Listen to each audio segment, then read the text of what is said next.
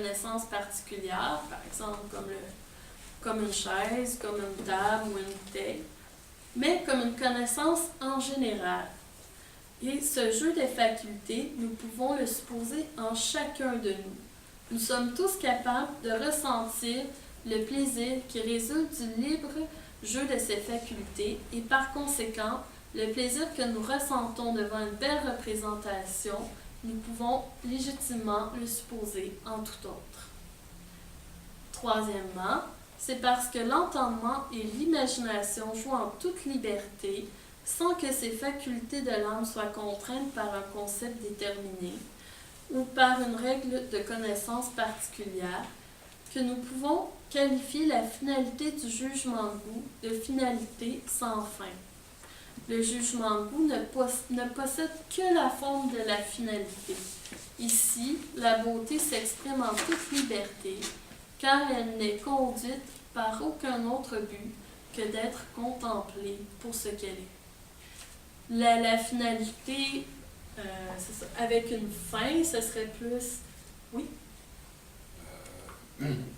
Kant, je crois qu'il regarde juste avec un aspect de la perception de l'être humain, parce que en art plastique, il existe des règles. Il y a des règles d'harmonie en art. Dans la peinture, autant que dans la musique, il y a des règles. Et si on n'est pas dans l'harmonie, on sait que c'est grinçant. Mais ça, il y a un aspect que vous n'avez jamais parlé depuis le début, c'est la sensibilité de l'individu. La sensibilité de l'individu fait qu'à un moment donné, un son est disharmonique, puis il le reconnaît. Un autre individu ne reconnaîtra pas jamais ça. Ça se reconnaît aussi dans une peinture, quand on voit que les couleurs ne vont pas ensemble. C'est la sensibilité de l'artiste qui peut identifier ça. De la même façon, un compositeur, un poète, lorsqu'il trouve des mots pour exprimer les sentiments, c'est au niveau de la sensation. Quand il parle vraiment de ça, et vous, depuis le début, vous n'avez pas parlé de ça non plus, la sensibilité de l'observateur, qui est importante dans ça. Moi, j'ai remarqué qu'il y a des gens qui n'ont aucune sensibilité pour retrouver la beauté. Pour eux autres, j'ai payé 10 000 $, celle-là est belle.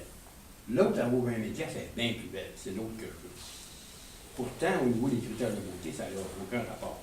Vous voulez dire la sensibilité La émotive? sensibilité émotive de l'individu dans la perception de son expérience, c'est ça qui fait que l'individu perçoit la beauté. Un autre individu n'a aucune sensibilité, il ne verra pas de beauté. Bien, Jung dirait... Mais à la base, comme je disais tout à l'heure, à la base, il y a des critères d'harmonie.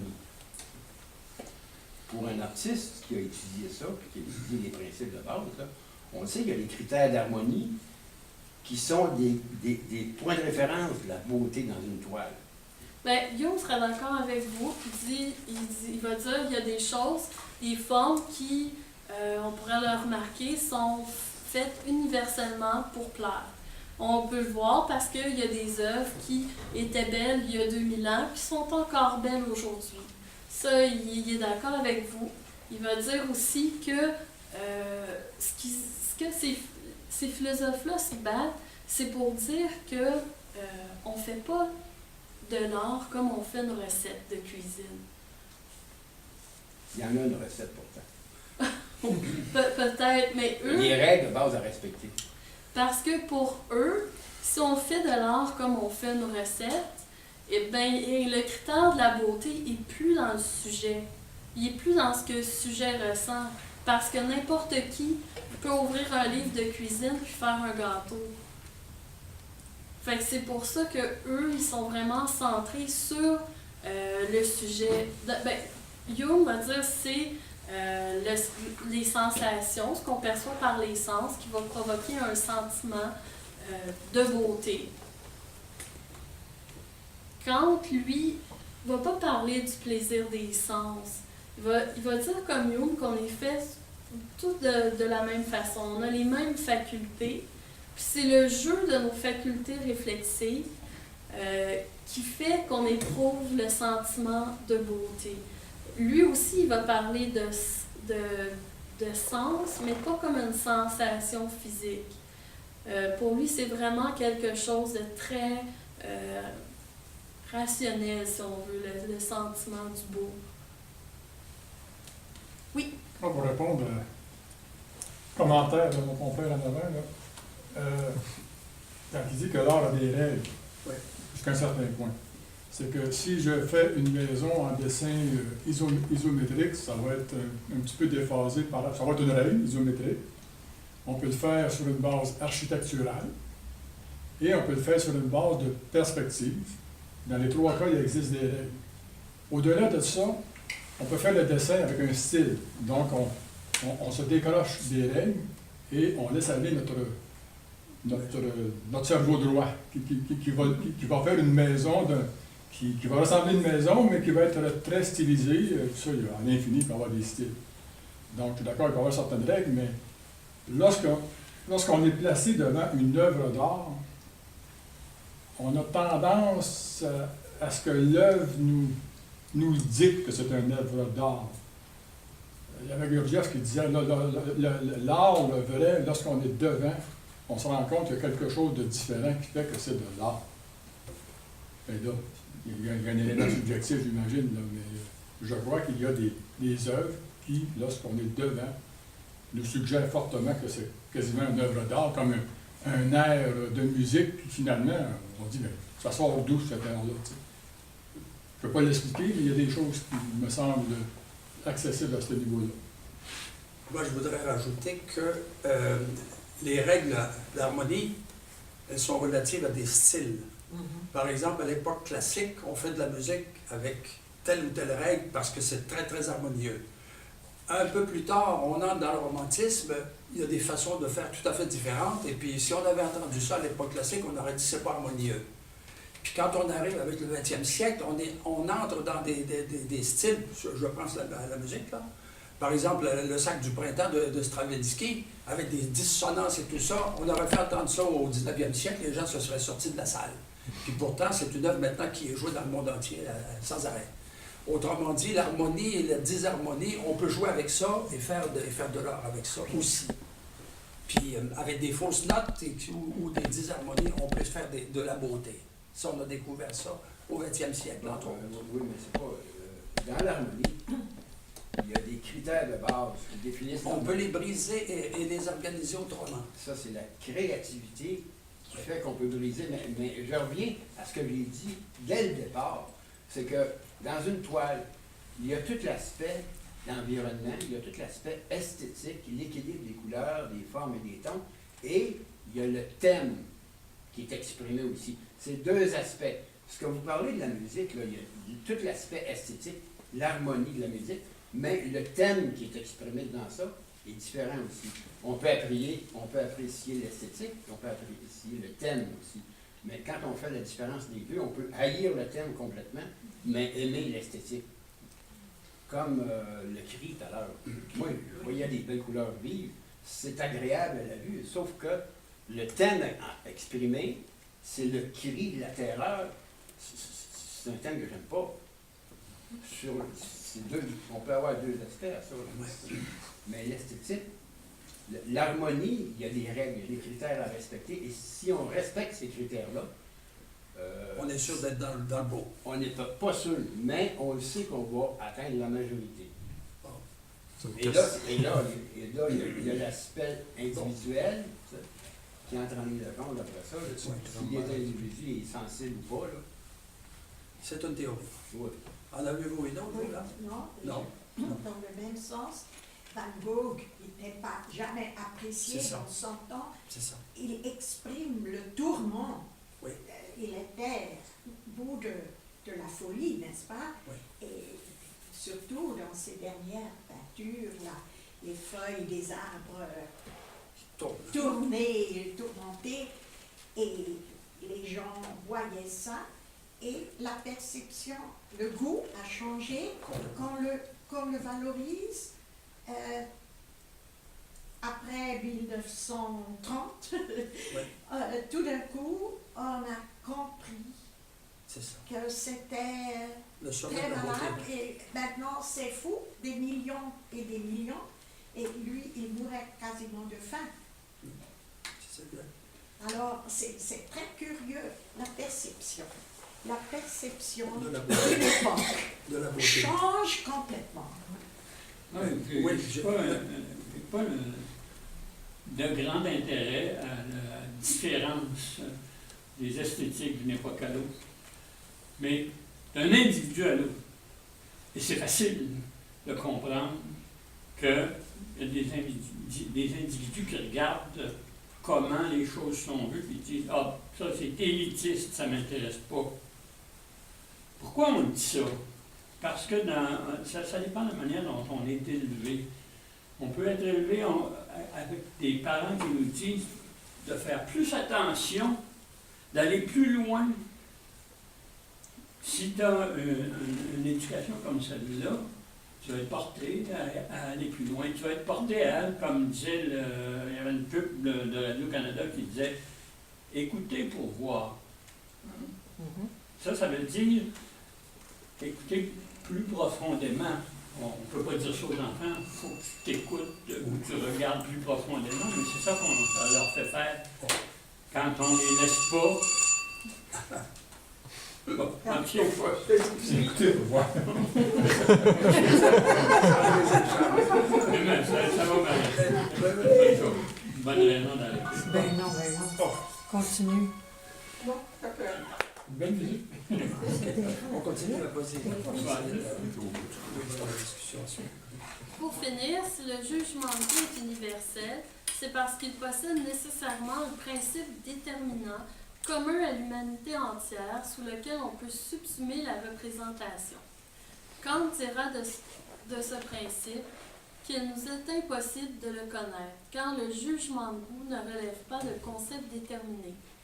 L'universalité du jugement de goût ne sera à ce moment que conditionnelle, car aucune connaissance objective et indubitable, préalablement accessible par les sens, ne peut nous pousser à accepter de façon inconditionnelle le jugement d'autrui.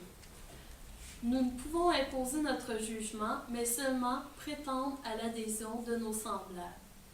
Kant nous dira donc que le principe déterminant du jugement de goût ne peut être que le sens commun.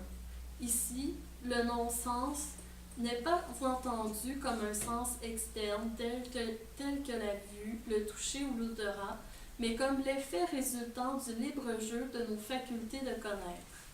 Par conséquent, lorsque nous exprimons un jugement de goût, même si celui-ci n'est pas fondé sur un concept déterminé, nous exigeons l'assentiment de tous comme si le jugement était déterminé par un principe objectif, parce qu'au moment où nos facultés s'accordent, nous éprouvons le sentiment que n'importe quel humain devrait éprouver s'il subsume correctement la représentation sous ce principe. Grâce à la notion de liberté esthétique qui transparaît tout au long de la troisième critique, je crois que l'esthétique kantienne est toujours à même de rendre compte de l'expérience de l'art contemporain. Contrairement à des théories esthétiques contemporaines plus élitistes ou rationalistes, pensons à celle de Rainer Rochlitz, qui laisse la majorité d'entre nous désenchantés face au monde de l'art, l'expérience esthétique est présentée chez Kant comme une expérience accessible à tous, donc plus universelle. Nulle compétence particulière n'est requise pour faire cette expérience. Aussi, le plaisir esthétique, en tant que plaisir désintéressé, n'est relatif ni à un esprit délicat, ni à une forme d'art particulière. Nous pourrions donc le qualifier de plaisir universel. Au sein de cette théorie, le pluralisme artistique omniprésent dans l'art actuel n'est nullement menacé. Poursuivons maintenant avec le dernier penseur. C'est en s'inspirant des théories esthétiques kantiennes et jungiennes que Gérard Genette défendra un relativisme que l'on peut qualifier de radical. Selon lui, nous ne pouvons établir de fondement universel au jugement de goût. Il n'existe aucun principe, ni objectif, ni subjectif, qui puisse venir justifier l'universalité de ce jugement. En ce qui concerne le contenu du jugement de goût, aucune universalité, même si elle est possible en pratique, n'est justifiable en théorie.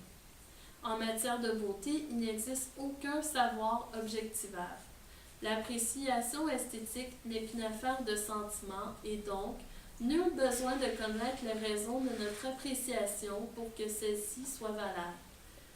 De par sa nature, à la fois attentionnelle et appréciative, la relation esthétique que nous entretenons avec les choses qui nous entourent est uniquement subjective et donc relative à chacun.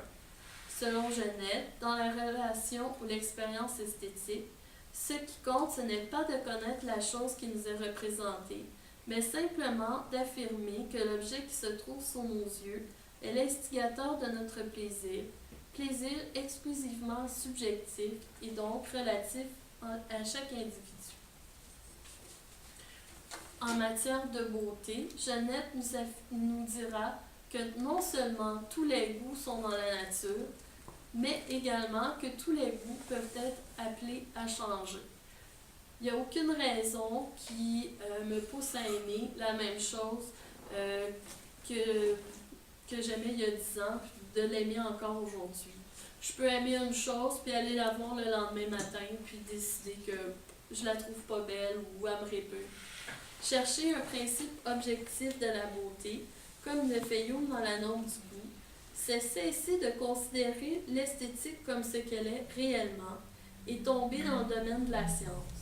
Pour Genette, le jugement de goût n'est pas un jugement de fait et donc, le jugement esthétique du type « cet objet est beau » ne fait absolument rien d'autre qu'exprimer ce sentiment sur lequel, comme sur tout sentiment, aucun argument, aucune démonstration, ni aucune preuve objective, s'il en était, ne peut agir effectivement. Selon lui, établir une science de la beauté n'est qu'une vaine entreprise. De par la forme du jugement d'appréciation, nous objectivons illusoirement notre sentiment personnel sous forme de qualité de l'objet dont nous faisons l'expérience. Malheureusement, nous affirmera Genette, lorsqu'il s'agit de faire des appréciations esthétiques, aucun d'entre nous ne peut échapper à cette illusion au moment d'énoncer son jugement. C'est-à-dire que lorsqu'on juge la beauté d'une œuvre, même si on peut pas, même si le jugement est relatif, chaque personne qui juge va dire, va croire qu'il a raison de juger de cette beauté-là, va croire que c'est vrai que l'œuvre est réellement belle, même si, en fin de compte, si on l'observe de l'extérieur, le jugement esthétique s'avère que relatif. C'est pourquoi, si nous voulons faire de l'esthétique une science, nous devons alors l'envisager comme une méta-esthétique. Celle-ci ne portera plus sur le contenu des jugements d'appréciation, qui sont éminemment subjectifs, mais aura pour objet d'étude cette fausse objectivation en tant que fait psychologiquement observable. Nous ne devons pas chercher à établir les règles de la beauté, mais considérer le jugement esthétique comme ce qu'il est réellement, c'est-à-dire comme un jugement uniquement subjectif et en rendre compte le plus objectivement possible. En conclusion, je dirais donc, contrairement à ce que peuvent prétendre certains philosophes actuels, que les questions d'esthétique nous concernent tous et que le relativisme esthétique n'est pas une solution. Nous ne pouvons minimiser, comme le fait Gérard Genette, l'impact que peut avoir l'esthétique sur les autres champs de la culture. Car, comme le dit David Hume, l'art est un des plus grands plaisirs de la vie, qui a pour but de rendre l'homme plus heureux et de l'intégrer à la société. Bien qu'il aborde peu la question de la moralité dans le texte que nous avons vu en l'étude, qui était en lien avec la norme du goût, il va affirmer dans son œuvre que l'art consolide les sentiments moraux des hommes qui sont intimement liés au sens artistique. Considérons aussi la déclaration kantienne sur la beauté comme symbole de la moralité. Depuis le fameux énoncé du Champien affirmant que l'art est n'importe quoi, et face à l'immense diversité actuelle des productions artistiques, il nous arrive d'être désorientés. Bien souvent, lorsque nous faisons l'expérience de l'art, il n'y a rien à comprendre, sinon la clé pour y parvenir n'est pas toujours disponible.